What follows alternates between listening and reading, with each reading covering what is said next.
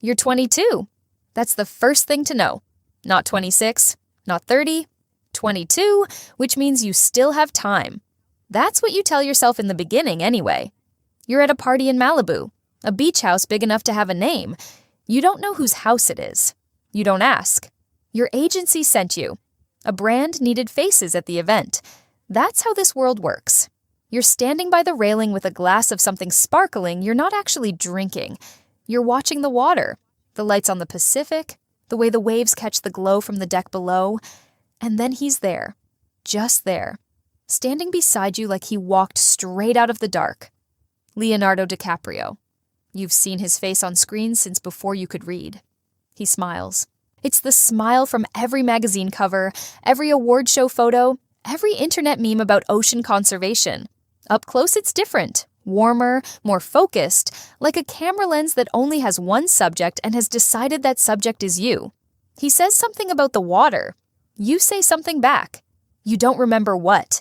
Your heart is doing something embarrassing. He leans in. He's very good at that. The lean, the just close enough to feel private thing. He asks your name. He asks how old you are. 22, you say? He nods slowly. Like you passed a test you didn't know you were sitting for. Like there was always going to be a test. And you just cleared the first question with 2.5 years to spare. You don't know yet what you're being graded on. He texts the next morning. You're not surprised. You are surprised. Both at the same time somehow. The text is short. Something about dinner. Somewhere quiet. He uses the word quiet a lot in those first few weeks. Quiet dinner. Quiet place. Quiet night. You start to understand what quiet means. It means no photographers with long lenses. No publicist on a 3-way call. No post going up with your handle tagged and the world weighing in before noon. Quiet means this is happening, but officially, it isn't. You go anyway. He picks a restaurant with no windows facing the street. The table is in the back corner. He arrives 8 minutes after you. Baseball cap pulled low, collar up, moving through the room like someone who's been doing this for 30 years. He sits with his back to the other diners. You think this is romantic. The secrecy. The code between two people moving through the world like shadows. You think it means something. That's the second mistake. The first was answering the text. But nobody counts the first one because the first one doesn't feel like a mistake yet. It feels like the beginning of something. Over dinner, he talks about the ocean, about coral bleaching, about the state of the Amazon. He's passionate, genuinely, visibly passionate. You find this attractive. You find everything about him attractive right now. He pays in cash and tips extravagantly, and on the way out, his hand finds the small of your back. Just for a second, steering you through a doorway. You feel it for the rest of the night, like something was decided without your input. Weeks pass, then a month, then 2. You start to know the rhythm. He calls late, always late. After 10 p.m., like the daytime belongs to someone else. You don't ask who it belongs to. You tell yourself you're not the jealous type. You tell yourself you're independent, career-focused. You have your own trajectory. You don't need to be his +1 at every industry event. You don't need constant contact. You just need the late calls and the quiet dinners and the occasional weekend where his phone disappears. And it's just the two of you with no schedule and no cameras. Those weekends happen. They're extraordinary. He rents a house somewhere remote. Montana once. All pine and silence and elk moving through the tree line at dusk. An island once, somewhere in the Adriatic. He knows things about wildlife you didn't expect, can identify birds by sound alone, talks about glaciers like they're personal losses, like he knew them and watched them go. You could fall completely. You almost do. Then the weekend ends. He goes back to his life. You go back to yours. And the quiet returns. A different kind of quiet this time. The quiet of a phone that doesn't ring until he decides it should. You start arranging your life around the gaps, planning things for the nights he probably won't call, leaving certain nights open on the chance he will. You don't call it waiting. You'd never use that word. But that's what it is. You're waiting. You've made a space for him in the back of everything, behind all your other priorities. That's the third mistake. You've stopped counting. You Google him. Everyone does eventually. You weren't going to. You had a whole internal argument about not doing it. Then you do it anyway. The results are thorough. He's 50 years old. You are 22. The math isn't news. You knew the math before the first dinner, but seeing it laid out in a headline, in a listicle, in a Reddit thread with 40,000 upvotes and a comment section that reads like a courtroom transcript is different. You keep reading. There are charts, actual graphs with his age on one axis and girlfriend age on the other. His line climbs steadily, year after year, all the way up to 50. The girlfriend line stays flat, hovering, frozen below 25 like it hit a ceiling and couldn't get through. You find the articles about Giselle, about Bar Raffaelli, about Blake Lively, who dated him briefly and then became one of the most recognized women on earth. You find pieces where people use terms like expiration date and the Leo curse in the same column, even tone a meteorologist uses for seasonal forecasts, like it's just a weather pattern, reliable, predictable, occurring every few years with minor variations.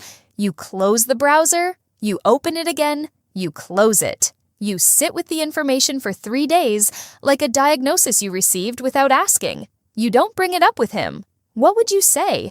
You've seen the charts. You think you have a shelf life. Please advise. Mammals are mammals. Some voice in the back of your head says, and you're not sure if that's supposed to be comforting. It isn't. You decide clearly that it isn't. This is what you construct around yourself at night. This is the narrative that stops you from falling apart. You're not naive. You've been in this industry long enough to understand how visibility works. You've watched what happened to the women before you. Bar Raffaelli walked into his orbit as a relatively local name in Israel and walked out as someone people recognized in airports on 3 continents. Blake used that chapter as a staircase to something bigger. Camilla Morone went from a face no one quite placed to an Emmy-nominated actress while they were together. The Leo effect is real, and it is documented, and it has a name that people say without irony. And you're not using him. That's what you tell yourself. But you're also not using him. You appear at 2 events in the same month, and your follower count climbs by 300,000 in a single weekend. Brands start calling, not because your work changed, because of proximity. Because of the mathematics of association in an industry built entirely on who's standing next to whom in a photograph. One magazine calls you a close friend of DiCaprio's. You don't correct them. You don't call the editor. You let it sit. That's the deal, you tell yourself. This is the world you stepped into. Everyone in it is using something. Everyone is a transaction wearing the clothes of a feeling. You're just more honest about the accounting than most people allow themselves to be. You deposit that honesty into a mental cabinet and close the drawer. You answer his call when it comes at 11:15 on a Wednesday. He introduces you to his friends. That's new. You've heard from people who would know that this is rare, that the inner circle is sealed tight, has been the same rotation since the mid-90s. Tobey Maguire, a few producers, a few faces you half recognize. They're warm to you, curious in a careful way. You get the distinct sense they've done this before, been welcoming to someone new, developed a calibrated friendliness for exactly this occasion. They're kind in a way that doesn't quite involve your name being used more than once per conversation. You make a joke at dinner. A good one. Everyone laughs. He puts his hand on your knee under the table for just a moment. It's the closest thing to public acknowledgement you've gotten. You decide it's enough. That's the 4th mistake. Enough is a very elastic word in your current situation, and you're stretching it well past its tensile limit. A month later, a photographer catches the 2 of you outside a restaurant in Venice. 3-second window, his arm around your shoulder, your face partially turned away. The photo is everywhere within 12 hours. The caption doesn't include your name. It says, Mystery Woman. By Tuesday morning, you are 32 million impressions of Mystery Woman, and your phone won't stop. Your agency calls before 9 a.m. They're very excited. They use the word moment. You have never been so visible. You have never been so unnamed. You sit with both of those truths at once and notice how neatly they were designed to coexist. You're 23 now. The clock you didn't install is running anyway. You feel it the way you feel weather changing. Not a specific sensation, just a knowing, a pressure shift. You start noticing things you used to overlook. The way he deflects certain questions. The way the future tense never quite settles into his sentences. He says, I want to. He says we should. He never says we will.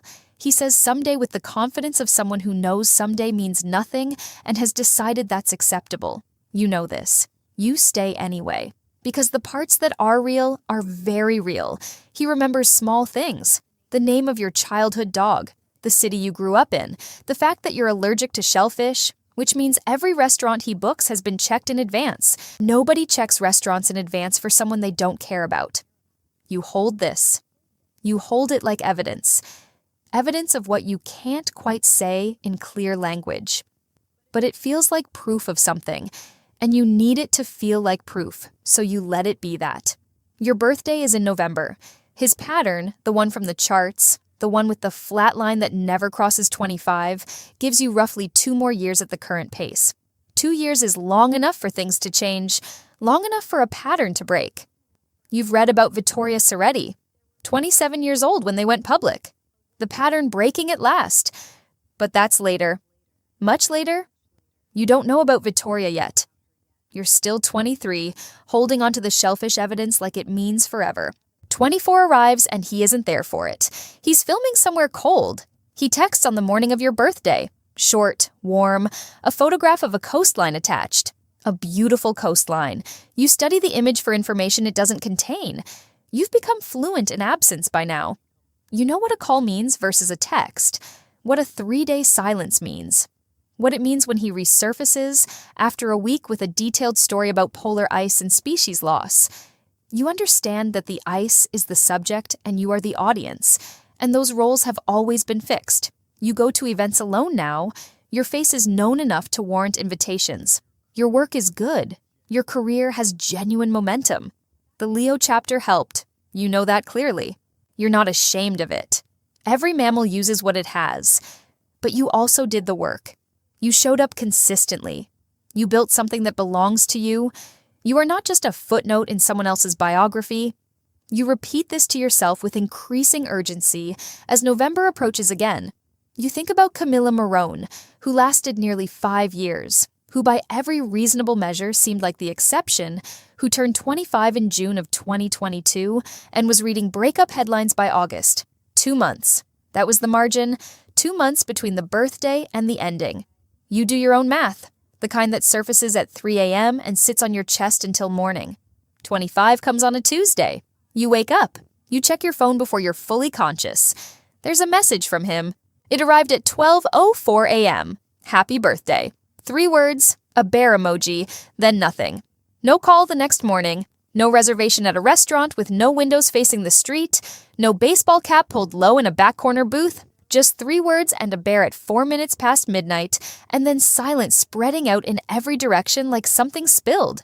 You stare at the ceiling. You run the numbers again. Every dinner, every late call, every weekend in Montana, every restaurant pre-checked for shellfish. You add up the follower count, the magazine mentions, the campaigns that materialized afterward. You subtract the unnamed captions, the careful absences, the future tense he never used, the some days that never converted into anything. The total is complicated. It's not 0, but it's not what you needed it to be either. And this is what you tell yourself so you can close your eyes. This is the story that keeps you from screaming into the dark. The effect is real. The career momentum is real. The late-night calls were real in their way. The shellfish check was real. Every piece of it was real, and none of it was permanent, and both of those things were always true at once. You think about the charts, the flat line, the women whose names are now used as data points on a graph someone else drew. You used to look at that line and believe you'd be different, a point that broke the pattern. You weren't different. You were exactly the same. Just the next coordinate, placed precisely where the line had always been going.